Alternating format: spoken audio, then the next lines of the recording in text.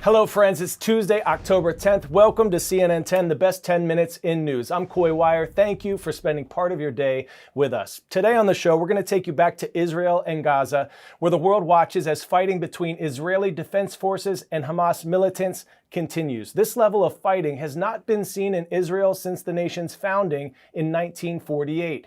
And on our show yesterday, we laid out how this conflict began and gave you a background on the decades-long dispute around the Gaza Strip. You can view that episode in our archive or on our CNN 10 YouTube channel. Now, the death toll from this weekend's attacks continues to rise, with several hundreds killed in Israel. On Monday, the Israel military said that they have now taken complete control of the Israeli communities that had been initially stormed by Hamas gunmen, but Hamas militants claim they still hold over 100 hostages. It's believed that among them are American, Mexican, Brazilian, and Thai citizens. The Israeli military vows to continue a complete siege of Gaza and is hitting back hard at Hamas militants. Israeli Defense Forces say that they've destroyed hundreds of Hamas targets there. The Palestinian Ministry of Health says that those strikes have killed hundreds of people and say dozens of children are included in that death toll. Meanwhile, Gaza militants continue an air assault on Israel, firing a barrage of rockets at Israeli cities. The Israeli people have long had a system called the Iron Dome for protection. It detects those rocket attacks and attempts to destroy them mid-air. CNN's Nick Robertson is on the ground in Israel with more on how that defense system works, and a reminder that this is a fast-evolving situation, and you can stay up to date at CNN.com for the latest. The only thing that we're aware of that can compromise the Iron Dome is a lack of ammunition, and there's no indication that it has a lack of ammunition at the moment. Generally, the stocks are high in anticipation of events like this. The United States supplies more ammunition as required for Israel. I think it goes without saying at the moment that those flows of ammunition will be ready, will be coming. That's the commitment we heard from President Biden. The way the system works, it works across the country. The Iron Domes, wherever they are on the ground, like the one we saw firing out there, are interlocked with other Iron Dome firing systems throughout the country. When missiles are fired from Gaza, the system detects where the missiles are precisely coming from and where they're calculated to be going. And the nearest and best available Iron Dome system fires off to intercept those Hamas rockets as they come into Israeli territory. That's what we're witnessing right now.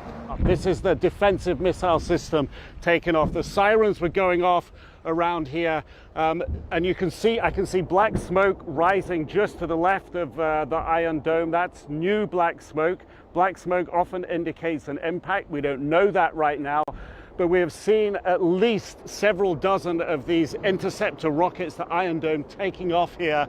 The sirens have gone off. I'm looking down the highway. The traffic stopped here. Everyone is getting out of their vehicles to find a safe space to hide. And you're hearing the booms there of the intercepts that are happening. All right, next up, we move to news about the upcoming annular solar eclipse. It's a major celestial moment set to occur on Saturday, October 14th. And if you're here in the United States, we just may see what is called a ring of fire. The moon is going to pass between the Earth and the sun starting around 9:13 a.m. Pacific time on the West Coast. It'll end in the U.S. in Texas at 12:03 Central Time. Yes, astrologers can get that specific. The moon will cover 90% of the sun's surface and create what could become some beautiful steely skies. The best viewing areas are shown on this map with the path with the yellow circles there. If you can't catch that, if it's cloudy or you're busy, mark April 8th on your calendars for what will be the total eclipse of our hearts. That's when we're expected to see the moon completely cover the sun in a total solar eclipse, with best viewing in the path with these blue circles here. And if you plan on watching that, the sun will still be super bright, enough to burn, so be sure to wear protective glasses. And if you miss that one, you're gonna have to find yourself a calendar that goes all the way to the year 2046 to mark it, because that's when we'll next see a total eclipse of the sun in the contiguous US. Watching as the moon blocks out the light from the sun, it can be hard to imagine the amazing cosmic coincidence taking place. The sun's diameter is some 400 times larger than the moon's, but it's just the right distance away to appear the same size.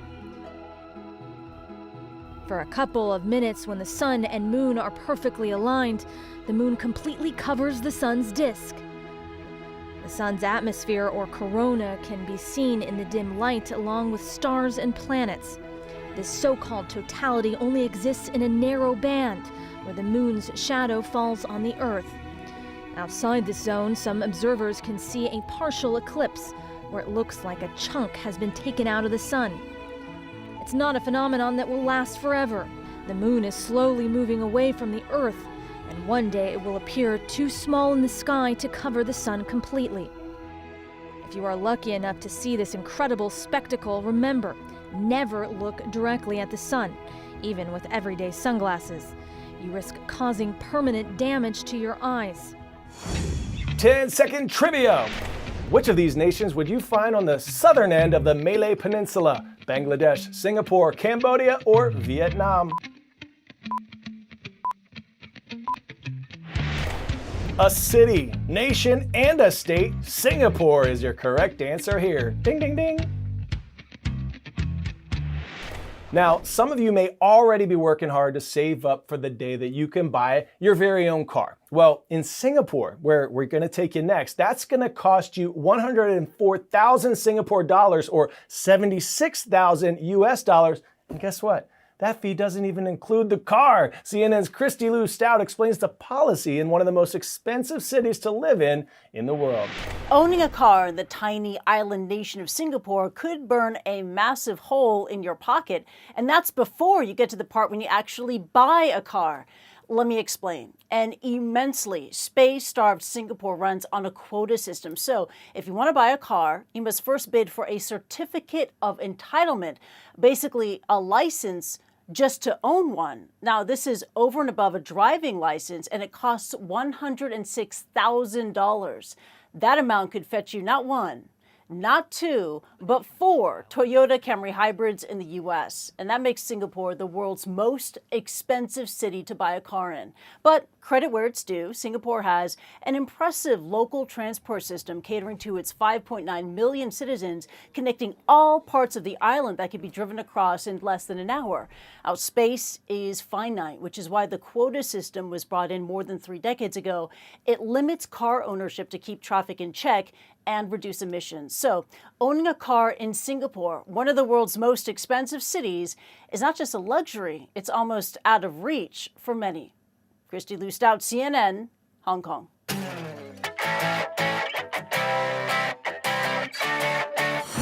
Today's story getting a 10 out of 10 is about a used football jersey, but not just any jersey. It was worn by arguably the greatest of all time, the GOAT, Tom Brady, with a record 7 Super Bowl titles to his name. That's more than any NFL franchise, by the way. Brady wore this jersey in his final game on January 16th earlier this year. That was right before Brady announced his retirement. Sotheby's and Wynn Hotel are auctioning this piece of NFL history, and they're expecting to bring $1.5 to $2.5 million. I wonder if there's any sweat still on that. Could you use like the genetics and clone the greatest of all time and then have another GOAT, or would that just be a bad idea?